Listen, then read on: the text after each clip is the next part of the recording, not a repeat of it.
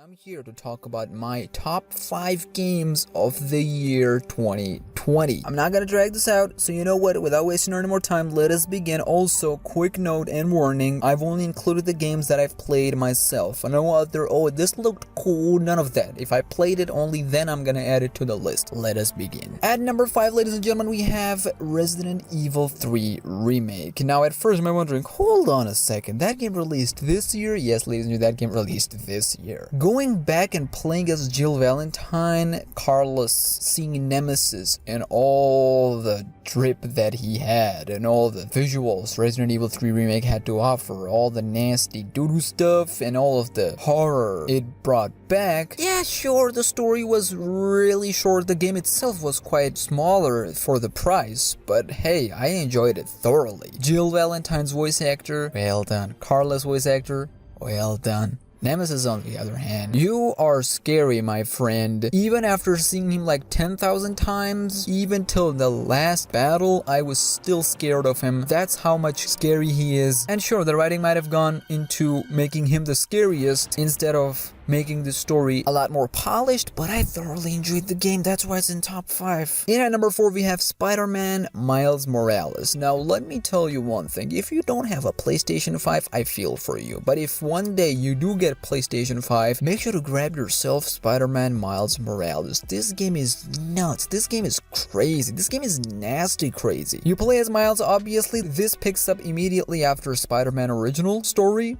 It's not Spider-Man 2, it's like between Spider-Man 1 afterwards and before Spider-Man 2. Peter leaves the town, leaving you in charge as the only Spider-Man of New York, and you play around. Every mechanic is polished, the swinging, the swagger, everything is there, ladies and gentlemen, with PlayStation 5 enhanced technology and tech, the fidelity mode, the performance mode, goodness gracious, the ray tracing if you play in 60 frames per second, the nasty combat.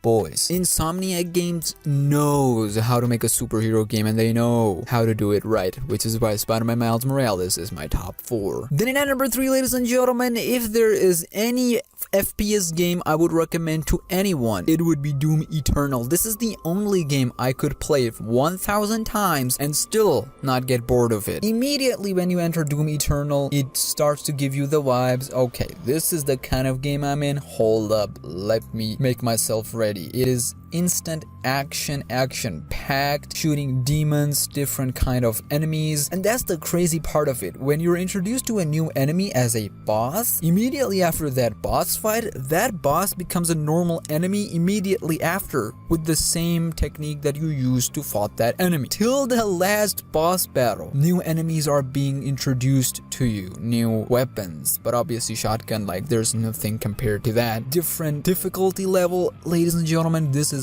hands down the best FPS game of all time. If you haven't played it, don't talk to me unless you really have no resources to play it. Why haven't you played it yet, ladies and gentlemen? Doom Eternal, one of the best games, period. Okay, before we get to our top 2, here's some bonus picks that I wanted to share with you guys. Among Us. Now, the reason I didn't add it in the top 5 list, it's definitely in my top 10 for this year. Among Us is a great game, but it didn't have that massive of an impact as other games that I mentioned and about to mention in this list, but it's still one of the games that I thoroughly enjoyed my time playing it, so I really wanted to add this into the list. So here's the bonus pick also. Among Us 3 developers, good job, Interslot, fantastic, keep making good stuff. And the final bonus pick would be Tell Me Why from Don't Know, the developers of Life is Strange. Tell Me Why, comprised of 3 chapters, came out in 3 weeks, one after the other. Thoroughly enjoyed the entire story, had some cringe stuff in it, but that's Don't Not for you. Good job, Don't Not. Really loved Tell Me Why story. The ending was clean, and I wish it had more content in it. It felt too small, too rushed. Some things should have been polished, but it really brought back the feeling that I was missing from Life is Strange games. Really well done. Whilst we're all waiting for Life is Strange 3, go ahead, play this game and Twin Mirror as well. You will not be disappointed. Let's get back to our list. In at number 2, ladies and gentlemen,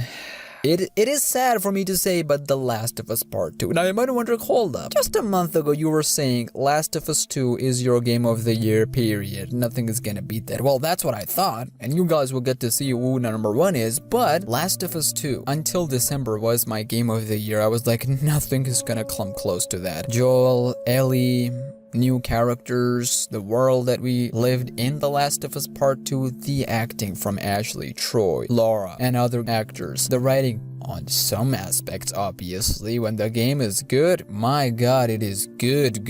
And the graphics, the visuals, the aesthetics, goodness gracious, nothing comes close to The Last of Us Part 2 on PlayStation 4, hands down, period. And if you just talk about PlayStation 4, this is like the best game of PlayStation 4 in terms of graphics, and one of the best games on PlayStation 4's overall. Play the game if you have PlayStation 4. If you love the first one, yes, you will be disappointed on some aspects of the game, but overall, it is a story that resonated with me. It is a story that emotionally impacted me. It is a story that made me cry, manly tears, obviously. Now, I don't cry, man, bro. It is a story that broke me mentally, and I remember thinking about it for straight 2 to 3 weeks and how it impacted me as a person. See, that does not happen every day with every single game, or even movies or TV shows, or even books if you read it. It only happens on special occasions in your life. Maybe I'm exaggerating the last part, but I think you get it. And it is time for number 1. Ladies and gentlemen, surprise, the best game of 2020 for me was Cyberpunk 2077. Now, I have a video planned for this one. I wanted that video to be my final 2020 video, but you know what, we're gonna push it into 2021. But Cyberpunk 2077, guys, believe me when I say this.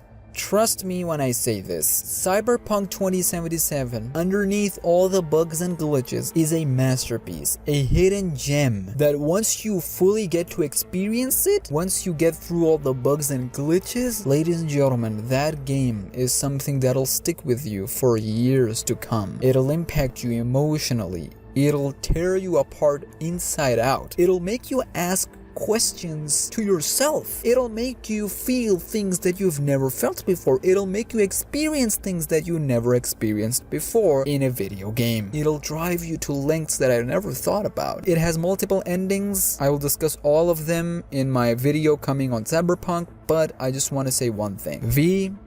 You're one of the best characters portrayed out there. The topics this game touched, my goodness, the ending still broke me, and even right now, I wake up, the first thing I think about is Cyberpunk ending that I got. It really makes me want to question my life choices and the way I am living life and the way I treat people around me and the way I treat myself and the way I handle some of the things of my life. See, that, again, I know I said that the same thing about Last of Us 2, and I generally told myself that no other game can do it other than The Last of Us. Cyberpunk was like, we're gonna go up and beyond. Cyberpunk, Last of Us 2, all these other games, and all the other games that I didn't get to play, thank you for making this year somewhat better, kind of distracting us from all the negativity and all the harsh stuff that's going on. Hopefully 2021 will be a better year. Not for just gaming, but overall. With that being said, ladies and gentlemen, do let me know your 5 games that you guys think are the best of 2020. And let me just say one thing, Cyberpunk and The Last of Us 2, definitely one of the top 10 games of the